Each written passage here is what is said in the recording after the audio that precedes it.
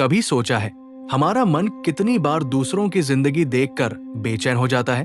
कभी किसी की सफलता, कभी किसी की सुंदरता, कभी किसी का प्यार, और हम अपने भीतर चुपचाप तुलना करने लगते हैं। ये तुलना ही धीरे धीरे ईर्ष्या बन जाती है। ओशो कहते हैं, तुलना ही दुख का स्रोत है। जैसे ही आप तुलना छोड़ते हैं, आप मुक्त होते हैं। ईर्ष्या क्या है? ईर्ष्या सिर्फ किसी और के पास ज्यादा चीजें होने पर जलना नहीं है। ईर्ष्या असल में हमारी अधूरी पहचान का दर्द है। हम दूसरों की बाहरी तस्वीर देखते हैं, अपनी भीतर की कमियों को उस पर प्रोजेक्ट करते हैं और अपने ही जीवन को छोटा समझने लगते हैं। ये धीरे धीरे हमें कड़वाहट, असंतोष और हीन भावना में धकेल देता है। क्यों हमें इससे मुक्त होना जरूरी है? 1. ये ऊर्जा नष्ट करती है। ईर्ष्या में आपकी रचनात्मक ऊर्जा जल जाती है। 2. ये प्रेम को मार देती है। ईर्ष्या वाले दिल में कृतज्ञता और प्रेम टिक नहीं सकते। 3. ये असली पहचान छुपा देती है। तुलना करते करते हम भूल जाते हैं कि हमारी अपनी यात्रा क्या है। 4. ये अहंकार को बढ़ाती है।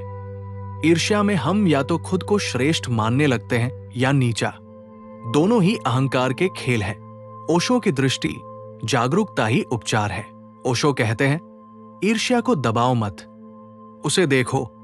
जैसे अंधेरे को देखने से वो छंट जाता है, वैसे ही जागरूकता ईर्ष्या को बदल देती है। कुछ स्टेप्स। पहचानो, अपने मन में जब भी तुलना उठे बस उसे देखो। स्वीकारो, खुद को दोष मत दो कि मैं जल रहा हूं। बस मान लो, हां, ये भाव अभी है। जड़ों तक जाओ, पूछो, ये भाव कहां से आ रहा है? क्या ये मेरे बचपन, असुरक्षा या मान्यता की चाह से आया है? ध्यान और कृतज्ञता। हर रोज 5 से 10 मिनट कृतज्ञता पर ध्यान लगाओ। अपने जीवन की छोटी छोटी उपलब्धियों को याद करो। रचनात्मक बनो। अपनी ऊर्जा दूसरों को देखकर जलने में नहीं, बल्कि अपने काम में लगाओ। ध्यान प्रयोग, मेडिटेशन प्रैक्टिस। 1. बैठ जाएं।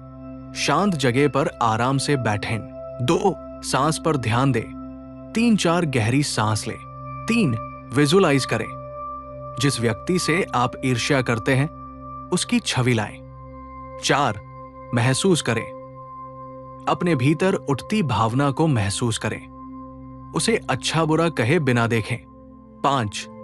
मंत्र, मन ही मन कहें, मैं तुलना छोड़ता हूं, मैं खुद को स्वीकारता हूं। 6. छोड़ दे, धीरे धीरे उसकी छवि को जाने दे और अपनी सांस में लौट आए। 10. 15 मिनट का यह ध्यान धीरे धीरे आपके भीतर की ईर्ष्या को पिघलाने लगेगा।